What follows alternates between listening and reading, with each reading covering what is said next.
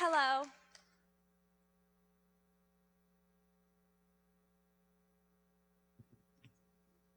You feel left out? Well, that's exactly how 5% of the world feels. And that 5% is why I'm here today. I have tons to talk about, but I'm only going to tell you a few of the most important things you should know. I am a CODA, which stands for Child of Deaf Adults. And the biggest question I get is, how do I speak so well?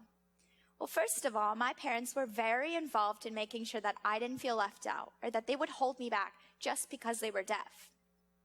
So they brought me to speech therapy, arranged tons of play dates, and encouraged me to read tons of books.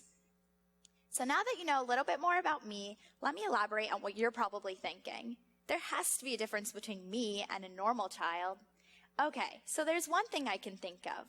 The average kid hates going to parent-teacher conferences. Well, I was usually at most of them because I had to interpret. Good thing I was a good noodle. We have been socialized to think that everyone we encounter will speak. As I was growing up and I introduced my parents, I was shocked at people's reactions. They would just apologize to me, say my life must be sad or weird, and ultimately I would just get nervous and embarrassed because who wants to be different in today's society? And this is what my TED Talk is all about. In our society, we've created this narrative of the deaf community as uneducated, a bad kind of different, and that they have low jobs. Being deaf is a disability, but it's not an incapability. In fact, there have been many notable deaf persons throughout history. For all the girls listening today, Juliette Lowe was the founder of Girl Scouts.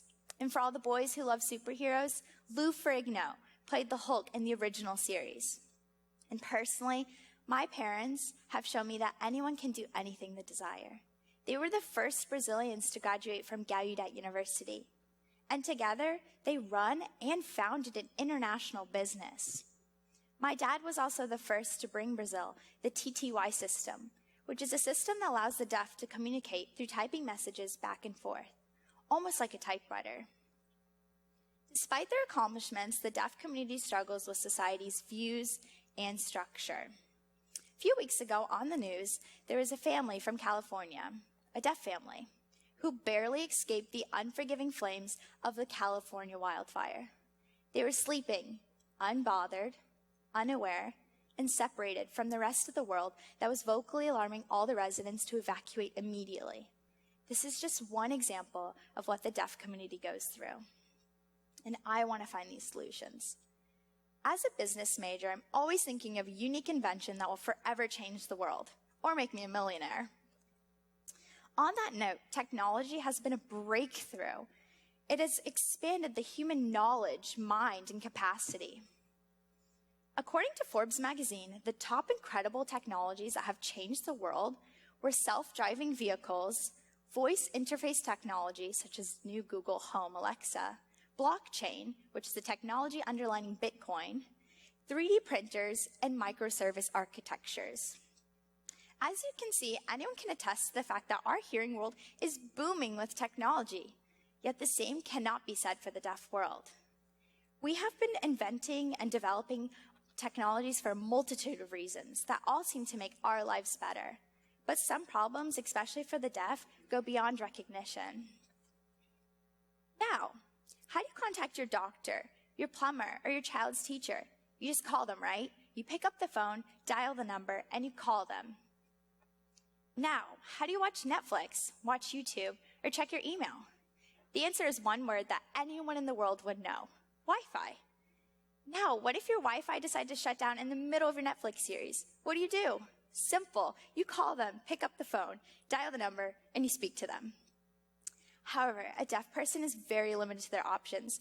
In fact, the one and only system they have to call on is the video relay service, which allows a deaf to call into an interpreting service who then speaks to the phone user.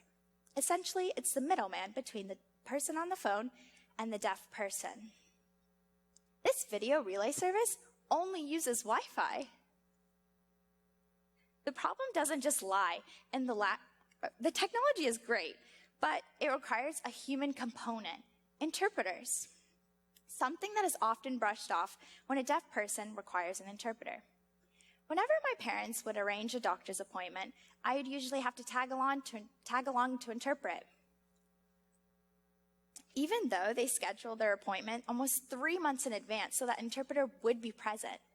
The unfortunate reality is that there's not enough assistance readily available, or enough individuals who care enough to take the priority to understanding that interpreting for the deaf is very important. Doctors are supposed to be there for us. They're supposed to help us. But for some reason, the deaf is always left out. Their appointments ended up consisting of notes back and forth to each other, which often doesn't get the message across and leaves a lot unsaid. The problem doesn't lie with just the lack of interpretation, but also the lack of relaying the information accurately. Recently, during a police conference, they found out the interpreter present was a fraud. The access to information is a basic human right. And when there isn't enough people to relay that information accurately, the deaf falls behind. This fake interpreter shows that we don't hold the same standard for the deaf. Today we talked about my life growing up and society's perceptions of it being difficult, the technologies for the deaf, and how interpreting is very important. I hope that you all adopt that not everything is the same for a deaf person, but it's not any less of a life. Nobody should feel left out, not the hearing nor the deaf. Hello, my name is Renata Sindicic. Thank you.